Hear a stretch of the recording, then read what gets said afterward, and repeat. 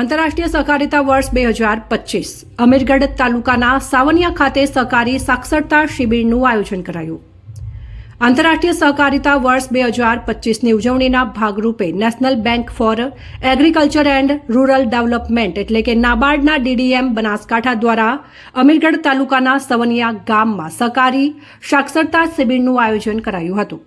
બનાસકાંઠા નાબાર્ડ ડીડીએમ શ્રીમતી શર્મિલા સંદીપ સેરલાએ સહકારિતાની ઐતિહાસિક પૃષ્ઠભૂમિ, ભારત સરકાર દ્વારા સહકાર મંત્રાલયની સ્થાપના તેમજ સહકાર મંત્રાલય દ્વારા દેશભરમાં 2 લાખથી વધુ નવી બહુહેતુક પ્રાથમિક કૃષિ સહકારી મંડળીઓ, ડેરી સહકારી મંડળીઓ અને મત્સ્ય ઉદ્યોગ સહકારી મંડળીઓની રચનાને લઈને પ્રયાસોની વિગતવાર માહિતી આપી હતી. તેમણે નાબાર્ડ દ્વારા સહકારી સંસ્થાઓ માટે તાલીમ, નાણાકીય સહાય અને માર્ગદર્શન જેવી વિવિધ પહેલો વિશે પણ વિસ્તૃત માહિતી આપી હતી.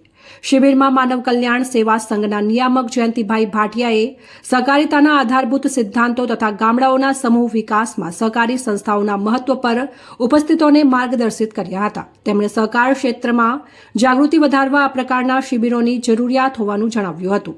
મત્સ્ય ઉદ્યોગ વિભાગ બનાસકાંઠાના અધિકારીઓ દ્વારા ગ્રામ્યજનોને માછીમારોને જીવન નિર્વાહ નિવૃત્તિ પ્રવૃત્તિ તરીકે અપનાવવાના લાભો તથા જરૂરી લાયસન્સ મેળવવાની પ્રક્રિયા અંગે માર્ગદર્શન આપવામાં આવ્યું હતું.